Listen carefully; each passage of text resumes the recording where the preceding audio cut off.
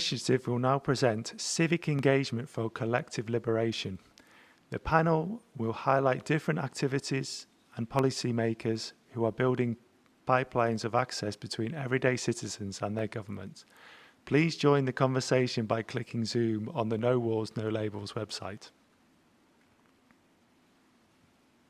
What's going on? Yeah, I'm so excited. All right, we're on, everybody. Family. Everybody, we're on.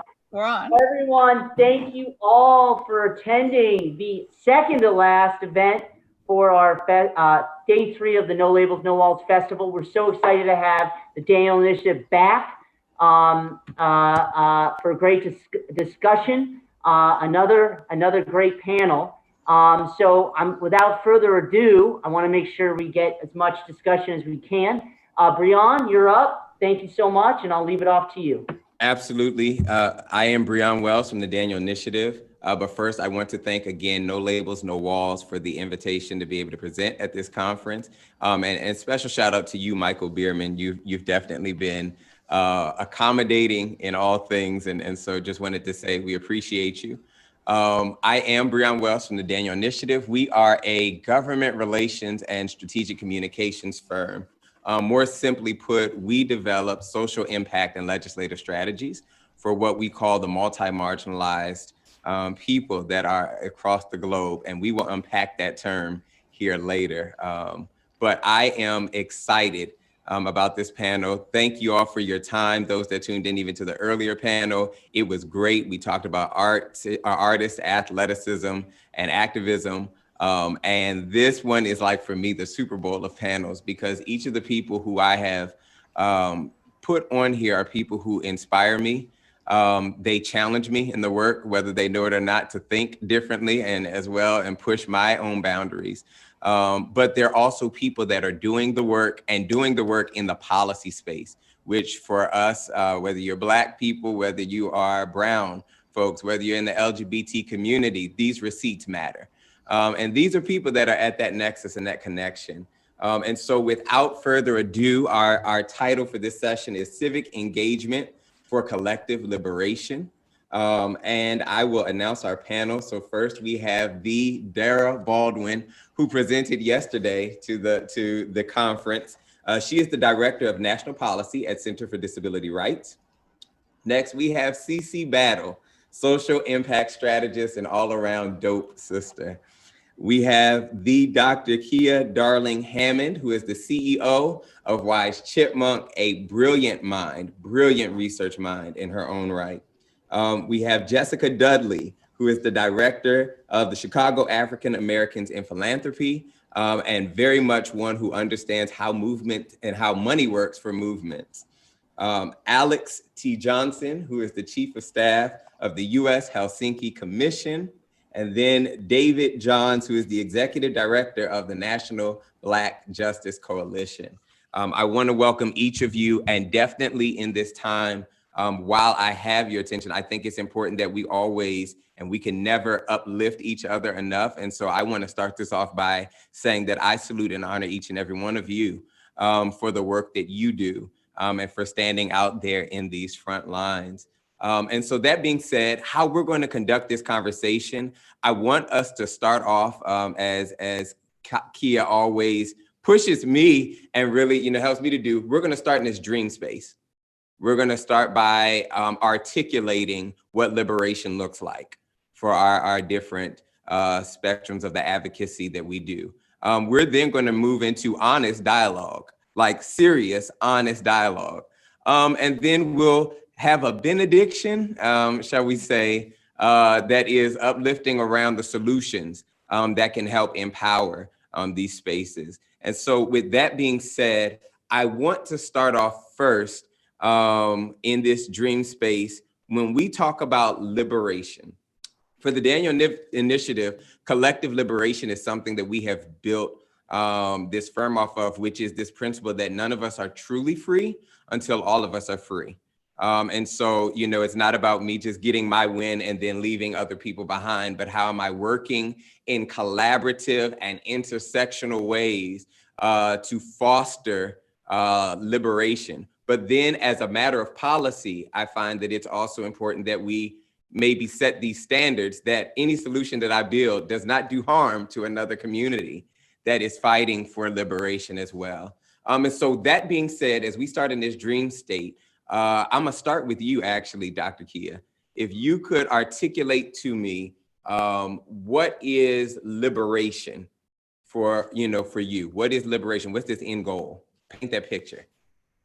Thank you so much. And it's such an honor to be here in this group today. I admire so deeply all of you, so I'm thrilled to be sharing the stage. I'm tuning in today from Muwekma Ohlone land, that's also known as Bay Area, California.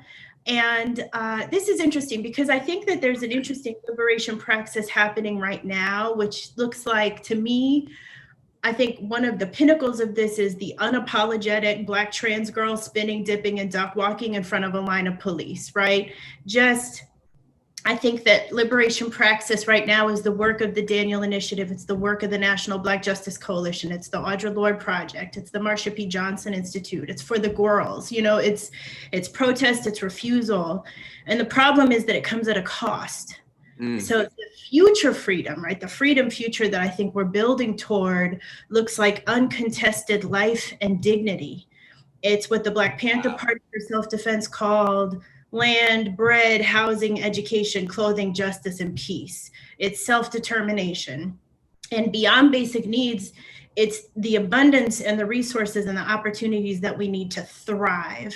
So it's purpose and flourishing driven learning, it's bodily autonomy, it's a world that encourages developing an integrated self-loving identity, it's true belonging that affirms the whole true self, it's mattering, it's relief, and it's pleasure, and it's joy. And in that future, there are no prisons. In that future, there is no oppression. And we work together to ensure that we all have what we need to live life well. That's a future that's accessible. That's my future. Absolutely. Absolutely. Dara, I'm coming to you next. Please articulate for me, what is this future, this liberation that must be our reality? Peace and blessings, everyone. I want to thank my brother Breon for having me, and of course this illustrious panel. And peace and blessings to everyone out there as we go through this pandemic worldwide. As we say, I keep saying, please remember, we will live the dream. I'm all with you, Dr. Kia. I want what Kia wanted. Everything Kia just said is exactly what we want. And I truly believe we will get there, and exactly what we said, liberation, especially bodily autonomy, right? Not only that, but also autonomy of living the life you want to live, living where you want to live, and right, having those resources, you can live, a month here and 2 months there and whatever, right? Not knowing what homelessness is, right? Everyone understanding and know we all have a home, right? Not defining what family is for someone, right? That family is not always blood relation. There are people who have, my mother taught me, we have what's called family by creation, right? You all are my family. You all my sisters, my brothers here. I created you and said you are my brother, right? David John we created a relationship, and one day I said, okay, brother, and he became my brother, and I became his sister through creation. We are not blood related, but let me let you know, do something to David, I'm right there with him. He needs some blood, I'm right there with him. He needs something, right there with him, right? So, and when I, hopefully, by the grace of God, if I get sick or whatever, David is a relative that can come see me in the hospital. You public health don't get to tell me that, right? So those kinds of things. And then finally, I also say, there are dreams we don't know about. There are communities who don't have Zoom, who don't have electricity, who don't have the opportunity to communicate what it is to be liberated. So I don't know what we fully come to liberation till I go talk to those communities, right? Those communities who are in the jungles and in the areas of life that don't have high technology, but they are part of this liberation, and whatever it is they want, I want us to integrate that into this as well. So I'm gonna stop there. So I will pull from the American Black Church when I say this in all love. There will be no offering plates going on around because y'all are already preaching. And I feel this need to get in front of this train that is happening. No, but this is good stuff. Cece, I want you to jump in here and just, I mean, the dream.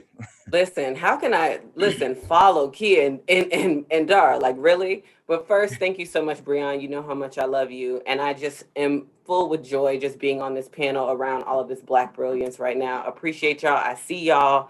And also just love to everyone that's going through all of the things right now, both seen and unseen. We see you, we love you, and thank you for sharing this space with us. When I think about liberation, there's a couple of things that come to mind. And my favorite word right now is frolic. And imagine being free enough to frolic. And that is what liberation is to me, because liberation means different things for different folks in different communities. But imagine having the space and the luxury to frolic. That is liberation. That is what we're striving for, right? Because for me, liberation is a world void of oppression in all of its forms. And the oppression that we know and we have language for and that we can name, as Dara and Kia brilliantly laid out for us. But there's also oppression that's unseen. There's also, especially when I think of Black folks and I think of Indigenous folks that are here in the US, the internal oppression that happens just by existing, by showing up in the bodies that we have. All of that conflict that exists just by us getting on a Zoom call, right?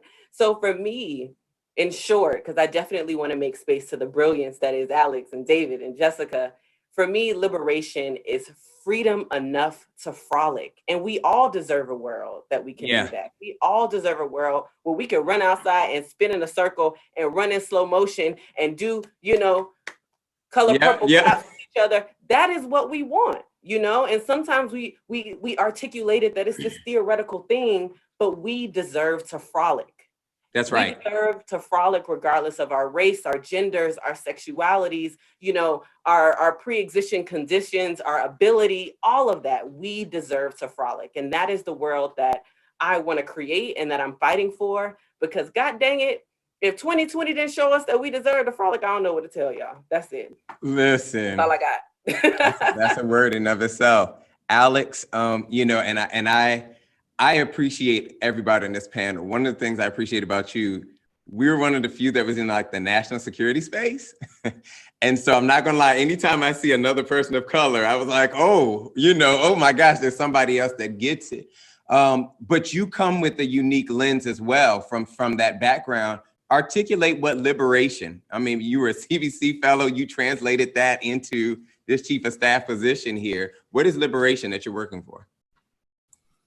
Well, blessings to all of you. It's amazing to see so many phenomenal people gathered here. I want to echo that first and foremost, but thank you so much for this privilege to engage with all of you. I would cut right to the chase and say liberation is inclusion, affirmation, leadership in every field of human endeavor.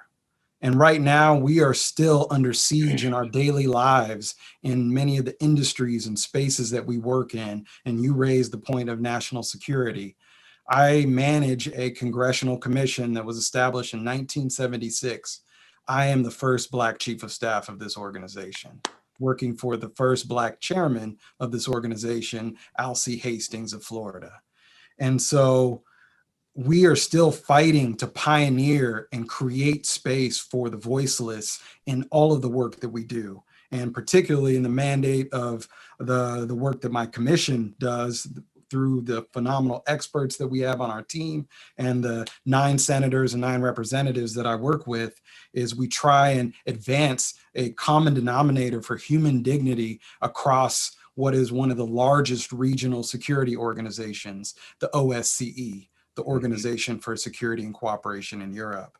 So we're fighting to empower those who have been marginalized and create the space in institutions so that they look like the communities that they serve and they give voice to the demands of the people in each of those respective communities. And so we do that through a lot of different means, and I'm looking forward to discussing all of those tactics and methods where we liberate and empower people a little bit later in the conversation. Absolutely. David, as the leader of the National Black Justice Coalition, and in fact, we do need to give shout out where it is. I learned, and we see it now today, trending, teach the babies. I remember when we were back in the Senate and you were tried and true to teach the babies, hashtag teach the babies. I think it was even before Twitter was fully, Black Twitter was like that. But tell me what liberation looks like for you, because you're doing a lot of work. I appreciate that. I'm thankful for your leadership and chance to share space with my friends. In this moment, it looks like acknowledging that I am a puppy parent, one of my most important titles, and it's his dinner time. So y'all gonna have to bear with us. This is Baldwin. I see you, CC. Yes, look at Baldwin. Look, puppies. And so I think in threes. Anyone who knows me will not be surprised by this. So the first thing that comes to mind is love. The kind of radical revolutionary love, the palpable, tangible love, the resistance affirming love that James Baldwin and Nikki Giovanni talked about some time ago.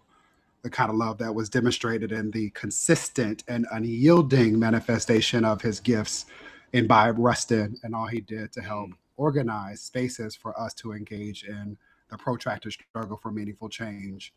And the kind of love that allowed Marsha P. Johnson to show up before the term trans existed, to hold space for Black, queer, trans, and non-binary people in ways that are still not acknowledged. I think to Cece's point about having been on a panel recently before we lost my birthday buddy, the Honorable Congressman John Lewis, and we were talking about ways to get into trouble. And at the end of the panel, Pierce Harper, who was Hill Harper's son, walks into the camera shot and says, "I want to go swim."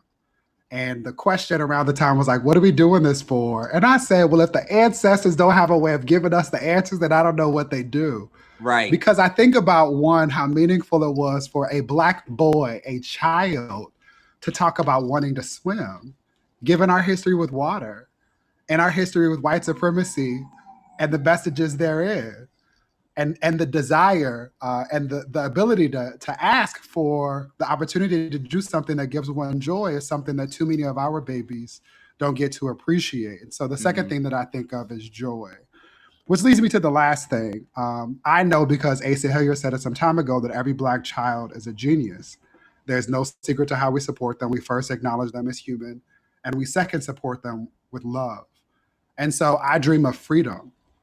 Freedom for little Black children, little queer children, little children with disabilities, children who did not ask to be born, but who were saddled with the burdens of problems that adults refuse to deal with, to be able to thrive, to literally be able to be without having to shrink or hide or explain any of the important parts that make them whole. Yeah. Jessica, of course, I could talk to you all day, every day, because you know, there's not a lot of people like you. You understand the social justice space, but you also understand that money space and the philanthropy space that we see not only in the United States, but we see this money, you know, abroad. And these movements need to be funded, right? And we'll get into that kind of, you know, a little later. But what does liberation, the work that you've been doing for quite some time, what does liberation look like to you? Yeah, so I want to echo everyone. It is such a pleasure to be a part of this conversation and to continue to learn and to expand my imagination, because I do think that it can be so stunted for us and so far from us. And so the opportunity to imagine and to dream, I think the reminder to do that, no matter how old we are and deep we are in this work, is so important. So just want to appreciate that you're even asking us this question and making sure that we keep our mind in that space. For me, it's the actualization of the beloved community, right? It is this vision of justice and equal opportunity and the kind of radical love that we've been talking about. I think because of where I sit in the sector, it's also so important to say that it is also the end of philanthropy and it is the end of the nonprofit industrial complex, because those would no longer be needed. It is the hoarding of money and the hoarding of resources that stops us from having our collective liberation. And so when those things are no longer needed, it is a sure sign that we have been liberated. So I think it's important for us to also know what systems will have to end, what kind of power will have to end for us to achieve that collective liberation, and to keep that in mind as we are working in and against and with these systems in the current moment. Yeah. So we understand that, and it's not just in the United States, but the reason I wanted to kind of center this conversation first in the U.S. is we know that after the public murder and once the tapes were leaked of George Floyd, of Ahmaud Arbery, the murder of Breonna Taylor, and many countless others, and it can be daunting that it sparked not just protests here, but protests abroad. But let's be clear, it was the Black pain here that was the catalyst, right, to a lot of the protests that we're seeing abroad. And so I wanted to, and I'm gonna start with you, Dara. The Daniel Initiative, we use this term multi-marginalized, and I believe in attribution. And so, let's make sure, even for all of you good movement folks that are out there tuning in, attribute the works to the people that did it instead of trying to take and appropriate and misappropriate people's stuff. I use the term multi-marginalized because Dara Baldwin is the one who introduced me to that concept. And after I sat down and began to, understand what it was, I then enfolded that into the practice of our organization. Dara, could you unpack for us, when you say multi-marginalized, help people understand, what is that? What do you mean? Sure, and I didn't say earlier, but I'm calling in from Washington, D.C., D.C. statehood. We're gonna be a state one day. We're not a state yet. And also, as Kia said, put forward, we are on the Piscataway Native Indigenous land here in Washington, D.C. And so multi-marginalized, yes.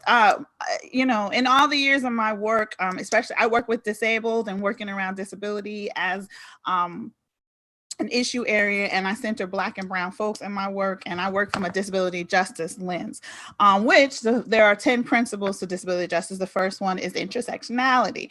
And that intersectionality concept, is a critical race theory presented to people in this world by Kimberly Crenshaw, was the first one to do that. And Kimberly Crenshaw, who is my sorority sister as well, but also is, which is a Delta. Delta's, a Delta women. Ooh, there we go. And there are many around the world, and I know you're on here listening. But she is a law professor at 2 distinguished law schools around the country, UCLA, University of California, Los Angeles, as well as Columbia University. And she came up with this from a law case, a General Motors case, where Black women were being paid even less than Black men. So that intersectional, right, of their discrimination of being a woman and being Black, right? So that came together. And then in the conversations we're talking, many of us have used it and said intersectionality around oppression and racism and critical race theory. The multi-marginalization is something that, right, we're marginalized because of the lives we live, because we're not living the dream that all of us just said, right? So we're marginalized, and it's, race theory is about the racism of it, and the marginalization is about those things that play out in it.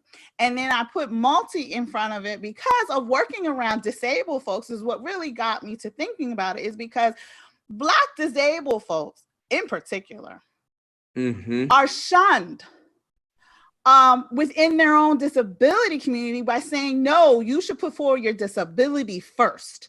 Right. And it was like, which marginalization do I pick? Because I am, right, African American, Black, trans woman who is a refugee, formerly incarcerated, and disabled. Which one of those do I put forward? There are a lot of women and people out there who have this. And so I just say, well, it's multiple. That's where multi comes, not multiply. Some people say multiply. I'm not trying to times 3 times that I'm not multiplying it. It's from the word multiple, meaning many things, many identities that I identify with are marginalized. So that's what I just put it together, really for writing, because when you're writing, it's hard to write all of that out and say all of that. But and then I just started using it, and that's why I put it forward. Really because of the disability community, because in a disability community, it is considered your disability is the most important marginalization. And that's not true for Black people. That is not how we live our lives. That's not true for BIPOC. That's not true for Black, Indigenous people of color. Right. And so that's where it came from, and it formed out of that community, not understanding. And that is white disability rights community does not get that. They erase Black folks, Black and brown folks, from the history and everything. And you can see my presentation from yesterday in that discussion. Can I make one friendly amendment to ahead. that at the risk of being persnickety? And this is consistent with everything that has been said. Our sister, my Columbia colleague, gets credit for introducing intersectionality within the academy. In the academy. To be clear, it was not her term. Right. And Patricia Hill Collins does considerable work over the course of her academic career in writing to name that, in fact, as Dara demonstrates in practice and in principle, that it is Indigenous people throughout the continent of Africa and in Colombia, there are records of that have used and applied intersectionality in many ways. But again, acknowledging that Kimberly Crenshaw was writing about the unique experiences of Black women before the court at the same time that critical race theory was emerging as a practice, it was then codified in the academy and then became something that privileged white people have used to weaponize those of us who do this work. Yeah. Let me ask this then. And I said we dreamed, and I think it's important, though, that we have honest dialogue. We don't have, in my view, we have never had a diversity problem in this country or in any country as far as diversity by face. The issue we have always had is equal access to power. The New York Times just came out with an article last week that showed that amidst what they would call increasing diversity in this country, 80%, the face of power is 80% white and overwhelmingly male. Each of you are in different spectrums and spaces, right? So we're talking about not just the policy game, and government is not just, forgive the term, but older white men, old white men and women, but it's also in the showing up in the private sector.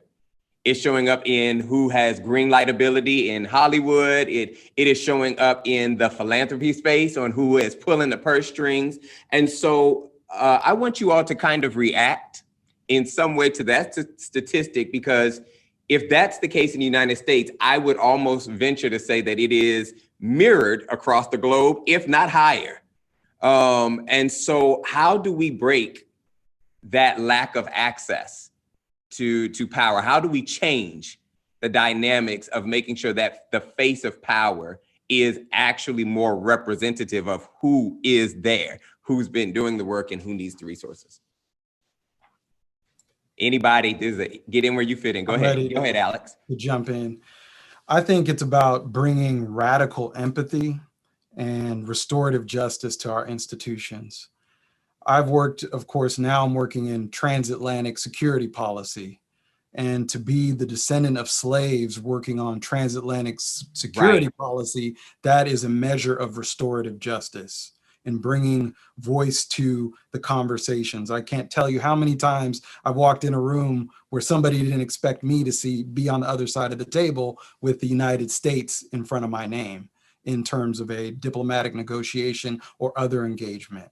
We need to increase access and inclusion so that that is not an anomaly. That is not some strange outlier, to reflect the people that are a part of any sort of nation whose voices have been marginalized in that. And I would say tactically how we get there is through subnational diplomacy and working through those who are in government, creating opportunities to catalyze and create a space for local community leaders to work with cities across the globe. Even the No Labels, No Walls, this We Are One Citizen Fest, this is a convening of subnational diplomacy where experiences and tactics can be exchanged to advance civic engagement for a broad spectrum of topics.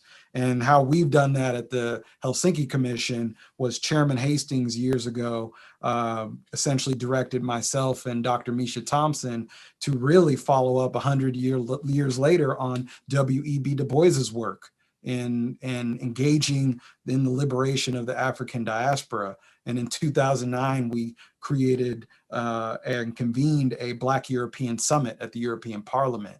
This led to tons of exchanges over the years where we've been able to build a cohort, a network of infrastructure for local activists all the way to local elected officials to partner with them and provide the solidarity that helps them advance in their careers and give voice to those who have not had voice. Some of those folks that we've worked with are now members of the European Parliament. They're national parliamentarians. They're leading all over the globe in Europe and Eurasia and elsewhere. And so we need to focus on how do we create more opportunities for that subnational diplomacy and exchange between civil society and other leaders to provide that solidarity for each other. Yeah, Kia and Cece, I want y'all to jump in, especially with young people. Go ahead, Cece, and then Kia. Yeah, to make sure that I name where I am. So I'm currently calling in from the Mississauga people in Miami, Florida. This is where I'm from. Gang, gang, gang, even though I live in DC. For folks who don't know, I'm the former executive director of Young People For, so that's why Brianna is saying young folks. So I'll give you all that spiel first. But your question was my reaction to the article. And my reaction is I'm not surprised because the people who create the systems are the folks who will have access to those systems. So it does not surprise me that 80% of folks who are white have access to power in this country. And as someone who's lived and worked abroad, it does mirror across the world, especially where I used to live in Cali, Colombia, in the places that I've worked, you can definitely see it because of colonialism. And I would say, what do we do to eradicate that? We have to dismantle white supremacy in all of its forms. And I know for some folks that word white supremacy sounds very scary. And I want to be clear that I'm not talking about a white supremacist. I'm talking about the system of white supremacy. And in order to do that, we have to dismantle institutions.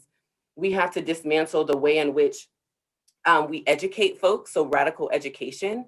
And then finally, we have to think about radical community. And I'll start with the institutions because this is something Jessica was alluding to, right? There are a lot of institutions in which we all practice in, some for survival and some to maintain power, but we really have to dismantle those. If we think about the conversation of defunding the police or abolishing the police, where I am, people fundamentally are like, well, we can't abolish the institution of policing.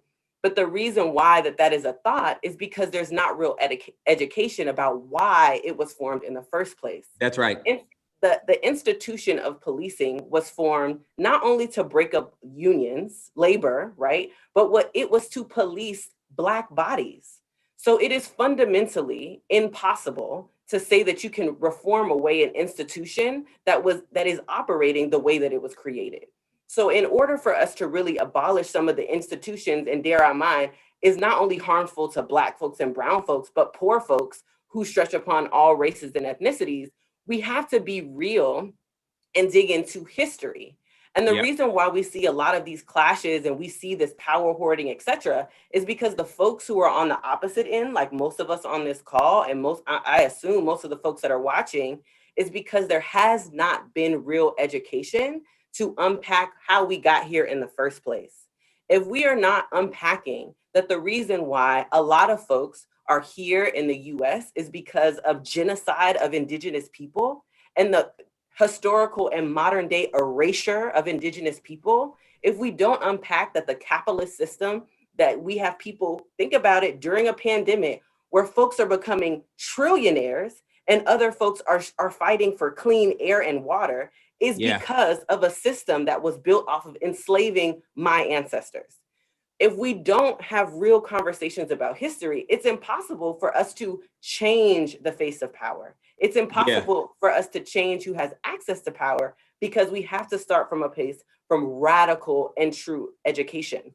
And I think when we do that, we will come to find really quickly, it's something that, Fred Hampton was doing, to really say who the real enemy is here.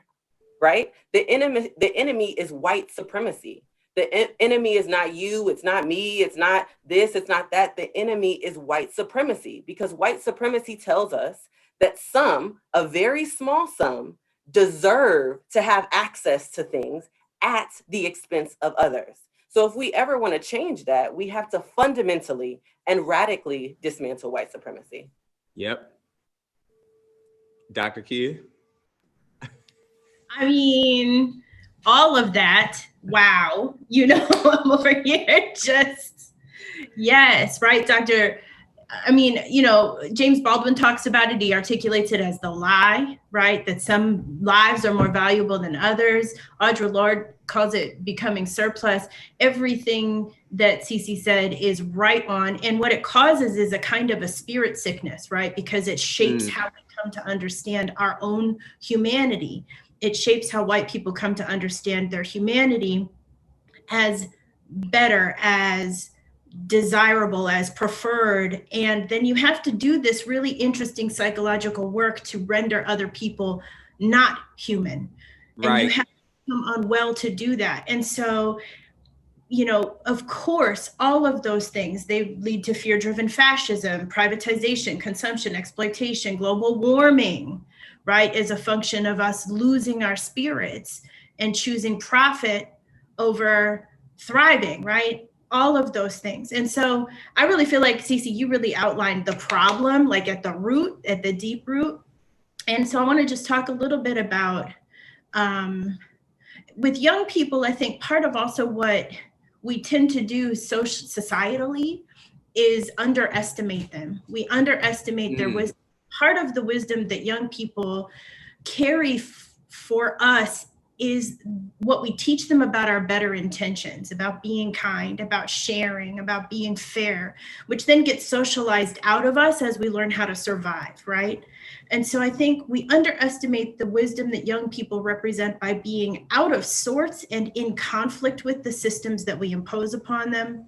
And I think that we privilege the wrong voices in our decisions. You know, it's easier in our systems and institutions. Sister Cece talked about institutions like schooling. It's easier to find out about how to be in compliance and be controlled than it is to find out how to be a change maker or to enact structural reform. Or, I mean, really not just reform, remaking, right? There's revolutionary wisdom out there and we don't make it easy to find. However, if you go and you do an internet search for how do people fight fascism, bring a snack because you're going to be reading for a minute. There is wisdom out there, right? And so the problem is that we're exhausted.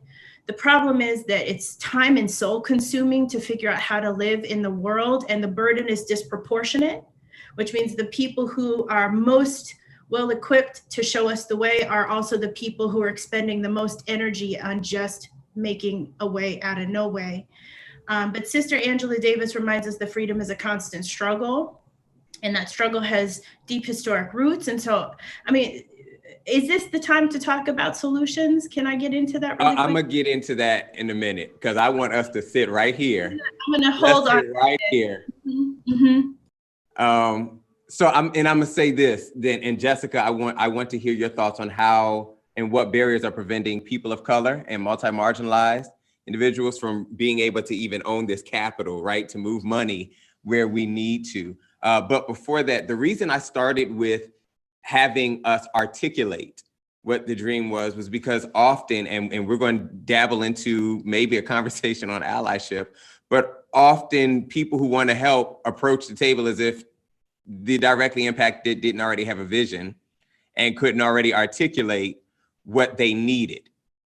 And so it was important for me that we name that at the top to just show that you're not dealing with people who were bereft of solutions and bereft of strategies and were lacking hope.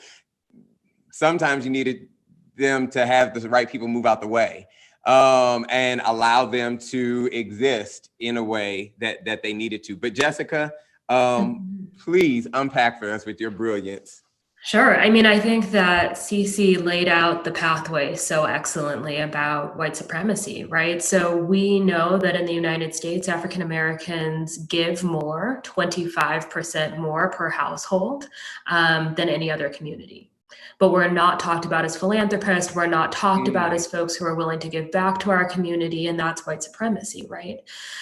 It is because we don't have access to the formal channels for giving that white people do, because that system was not created for us. It was created because of us, right? So we know that the wealth hoarding that's been created in this country is the result of the insurance system, which was set up in the United States for slavery. right? That's the original wealth creation system in our country. It has continued to thrive through exploitation and the hoarding of wealth. And it is the image of this individual wealthy white man who has hoarded wealth that led to the creation of a tax system that creates philanthropy, right? There was an upheaval amongst people saying these people cannot hoard all of this money. How can we require them to give back? And so we created a tax system that it doesn't necessarily require them, but it gives them a benefit for being charitable, to feel good about giving some of that money back into the system. Yeah. But it's not comprehensive, and it's a tax system, right? It is not a social good, it's a tax benefit. And so it benefits those who are able to create and hoard wealth even further. And then there is a whole culture that's created around that, imagery that's created around that, the good that's created around that. And I mean, just to speak to Cece's point, so many layers in that, right? So you have philanthropy and foundations, you have the consultants that serve philanthropies and foundations, you have the lawyers and the advisors, right? It is a deep system for which most people of color have been blocked from. So even if you are a person of color who has amassed wealth, the access to the systems and services that allow you to position yourself as a strategic philanthropist still may not be accessible to you. We just wrapped up last month Black Philanthropy Month, and so much of the conversation, so many of the asks for the Black community are to give in the same way that white communities are, with the absence of thought that Black people give to their churches because the white organizations that provided social services historically in this country did not serve Black people. And so to ask us to turn around and then put our wealth into organizations that historically would not serve us, hospitals, universities, all kinds of social servants agencies, is to ignore the history, right? And I think this gets back to the point of the education. We are just not educating people about these systems and these structures so that they understand how they were formed and how these historic patterns were formed that got us to where we are now, that would, I would hope, stop white people from suggesting that Black people should be giving to their universities that would not have accepted them 50 years ago. Let me say this. We are 8 minutes away from taking questions. So those that have questions and comments, begin to put them in the chat. And we will begin to look at that. I know I got a lot of questions from that. So hopefully y'all have a lot of questions coming. But that being said, then to Dr. Kia's point, as we start to think about solutions, as we begin to, plot, like the premise, even when I built this panel, was we see both in the United States and globally, people are disconnected from power and these institutions of power. And, especially the more multi-marginalized you are, the furthest out there. How do we begin to, in the right way, that is not reconstructing and holding up these systems that have been damaging us, how do we, provide these pipelines? Are we, I know everybody on here is for a transformation, but how do we articulate then these solutions that are needed out there, to include, if you want to, naming the space for allies, if they're, or if that is a part of that conversation, what does that look like? And the question feels messy because the solution in and of itself is messy, but I leave that open. Whoever wants to start. So let me say this. I hate the word ally. Hold that, because I'm gonna come back to it. Absolutely, I'm gonna hold it. What I struggle with in this moment is having heard a brother of mine say something recently, which still sits with me, and it's the following. There are white people right now planning the future, while all the smartest Black people I know are focused on how to get the police to stop killing us. Mm-hmm. That is literally what I know to be true. And there's a part of me that acknowledges, as much as I know that I was destined to know and walk this journey with each of you, that I'm supposed to be doing this work. And I resent that the most brilliant people I know, that their personal and professional lives have been shaped by rudimentary and seemingly simple things like racism. And it pisses me off. Like, honestly, I cannot think of a more elegant term than it pisses me off. It is for that reason when I hear questions about are asked from allies, which for me is well-meaning white people, which are often the problem in upholding these systems that work exactly as they're designed to Cece's point, is that there is this expectation that one, we do more work to help y'all solve problems that y'all have created. Right. Right. And so I want to be clear for anybody who is in this space that has access to privilege based on whiteness or proximity to whiteness, are based on code, the other code, zip code. It is your responsibility to read books, to learn history, to increase competence, and to find ways to be anti-racist and to not be homophobic or misogynistic or practice transmisogynoir or not respect people with disabilities, both hidden and visible. Like, everybody can do it. And in particular, I find myself resenting when people ask questions of multiply marginalized individuals. Again, when we didn't create the problem in the first place.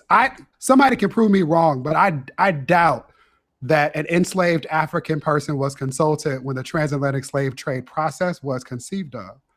I even doubt that they asked Black people their thoughts when they came up with acknowledging 3/5 of us when it was in their political benefit. And so a part of me continues to loathe that not only is there this wanton disregard for the fact that we have always found ways to resist and thrive and innovate and help y'all try and be better humans in the process, and y'all still disregard the work that you could do to be made aware of it and then to find ways to support it. So I'm gonna close this by saying that I hate the word ally because it establishes a ceiling for most of y'all where it should be a floor. Right. Too many people are calling themselves allies because they donate to the HRC, they watch Will and Grace, they like RuPaul's Drag Race, and they got a gay friend. And y'all are laughing because the shit that I'm saying is real. And all of these things are important to an extent, but they do not make one an ally. What we're talking about is acknowledging that systems have been designed intentionally to provide access to some while denying access to others. And if you are a beneficiary of those systems or those privileges, then you have an obligation to become an active accomplice in shifting power so that we can all get free. And that looks like doing more than the surface level things that allies too often are wanting to be celebrated for. And so unless and until you give up literally your seat at a table so somebody else can tap dance around you in ways that they are doing outside of the room that you don't invite them into, until you are otherwise asking young people what they know and have learned and what you can do to support them in thriving, until you are finding ways to show up in solidarity with people who are indigenous and disabled or have housing insecurities or a relationship with the prison industrial complex in ways that are articulated based on their needs in their language or in their terms, then the ally stuff doesn't really matter. Right. And I'm sitting in this space because not only do words matter, but people in positions of privilege, this goes to the question that was asked and answered in the chat, need to do more to fill gaps that exist as a result of their privileges. I'm sorry, I just want to say, just to be clear, because I asked the question, it wasn't referring to, it wasn't, and it's great what you said, but it was referring more to like the Black Panthers going to Appalachia to talk to them about poverty. It was Same more, point. Yeah, it was, Same but point. I'm just talking about the historical context. So it was just because this whole festival, so everybody knows, is about how do we all come together. And so the root of the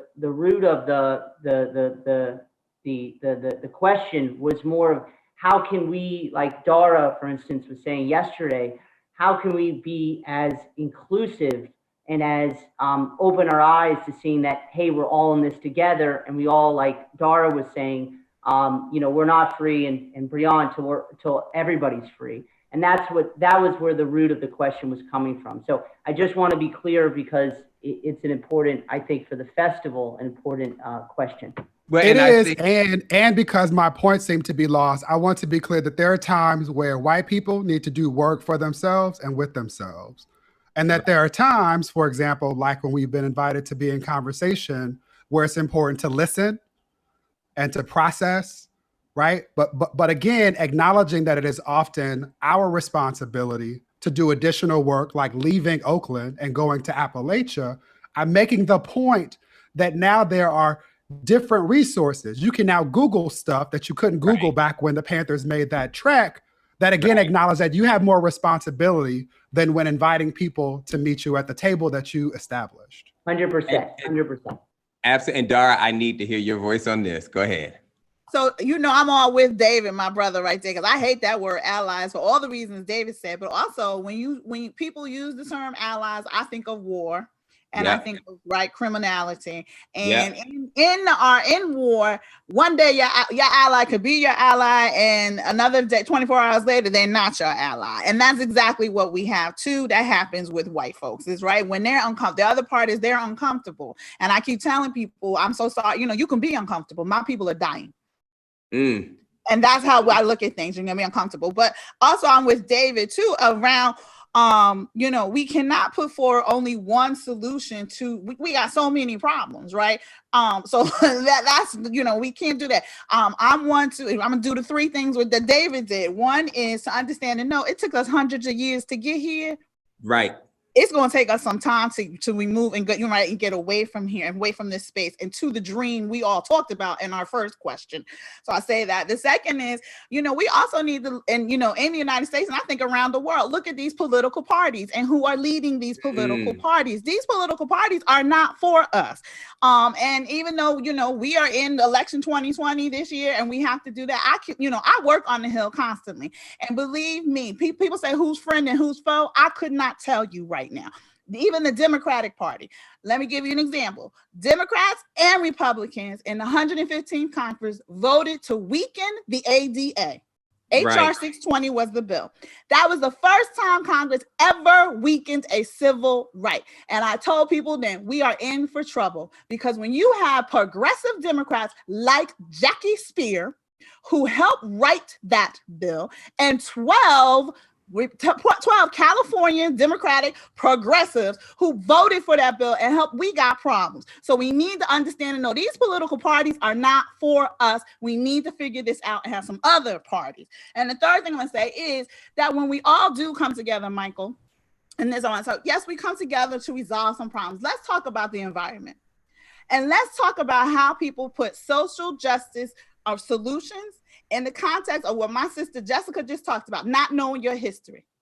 Do not use the New Deal as a social framework for anything, because for FDR in 1933, those social services were not for Black and brown folks. They were not for indigenous folks, and they sure as heck weren't for disabled folks. In fact, that's where institutionalization came from. That's where the ugly laws of 1876 came from. And they said, okay, put these people in institutions. So when you sit down and you're going to resolve issues based on titles and based on social contacts and programs that harmed Black and brown bodies, we're not going to get anywhere. That is not coming together to resolve issues and problems, right? And it's the same thing around the prison industrial complex. Because you don't think there's any other way to do this doesn't mean that is true. Think different, think outside of the box, be imaginary. Just because this is how you have seen things done all along, that is exactly what they said about slavery. That is exactly what they said. That's the only way them Black folks know how to live, is to be slaves. And that was not true. So we need to stop having these social context of what you white folks think is the truth. Well, benedictions and fun benedictions. Anybody else? Yep, go ahead. Just quickly. Kia, sorry. Oh, okay. Yeah, just really quick. I know that we were brought to talk about civic engagement, but I do want to illuminate David's point, especially as we're talking about inclusion and just to put it into context. So in terms of what we should be doing, right? And David mentioned something specifically around people who have access to power and privilege. And most of those folks, because we were talking about the article that you brought, right, which is mostly white folks, and we know that. One of the things I want to bring to the conversation is that some folks also have access to power and privilege who are not white. One of the things that David said that folks did not mention was folks who have the proximity to whiteness. And I want to call that into the space, because oftentimes what people of color, if we talk about hating terms, I hate people of color because it allows people who have access to whiteness in different ways be grouped with folks who don't. So I say people of pigment, just to be clear, or BIPOC, Black, Indigenous, people of color. And I want to name that because oftentimes folks who have access to power and privilege still uplift those same problematic systems. If we're thinking about voting, so I'm thinking about specifically young people, we buy in, thinking about Dara's point that, you know, these parties were built for us and we replicate the same messaging to groups. Get out and vote. You should do this, not recognizing that these systems and institutions weren't built for us to participate. If I think about young people, we know the stats. We just did a massive civic engagement summit when I was at Young People For. And in 2016, the number one reason why young folks said that they did not participate in the presidential election is because they didn't like the candidates, right? And what that says to me is, what did we do in trying to educate young people? We bought into that narrative. We said, you should vote. Vote, it's your civic duty. Vote, do that, right? Especially people who have access to information. We didn't try to shift the table fundamentally. Right. We upheld it and then tried to push that on other people. What I've been challenged to do, I created a method called passion framing around civic engagement. And this is to the point to say, how do I leverage the power and privilege that I have to fundamentally change what's happening? So I don't do any messaging around candidates because the candidates will change, but the power of the seat will not. And what I know for sure is that candidates are not our saviors, they're our tools, right? So what I do in my messaging is say, let's understand the power of the seat. Let's allow communities who have been disenfranchised to understand the power of the seat to be able to use these tools the way they see fit, right? So that's an example of what I hear about. We have access to power and privilege, some more than others, mostly white folks for sure, but also some of us who have access to legalese and concepts and all of this stuff. I challenge us to consider, as we think about getting to a place where we can frolic, how are we using the access that we have to fundamentally shift not only the way that we talk about things, but the way that people have access to the things that are needed to really dismantle, et cetera. And I just wanted to bring that into the space because, yes, I want to name and underscore, highlight everything that David said. It is a white people's problem to fix all of this stuff. But for me, it is my problem to make sure my folks can survive and thrive. And for the privilege and stuff that I have access to, what I am challenging myself to do, and I invite you all to do the same, is really think about how are you leveraging the things that you have access to not only kind of make space for someone else, but to break that shit down and to create a pathway for someone to make space for someone else. So. Yep. Dr. Kia. Yes. I mean, I have to say, I'm warm. You know, my ears are hot because I'm feeling a lot of emotion around this, because that's exactly right. And back to James Baldwin and the lie, part of the work is dismantling the lie inside of ourselves as well. So when we talk about coming together, as David said, as Cece reflected, as others have said, a big part of the work is for each and every individual person to do this internal work. And that's why I want to talk. And that's partly because, listen, fascism, systematized oppression, as Sister Dara said, that happens over time, right? It's achieved through erosion, gradual erosion of people's values, of their sense of safety, of their sense of connectedness and common purpose. It unfolds over decades. So we have to be really vigilant. And so what I want to say is that we also need to prioritize and normalize healing.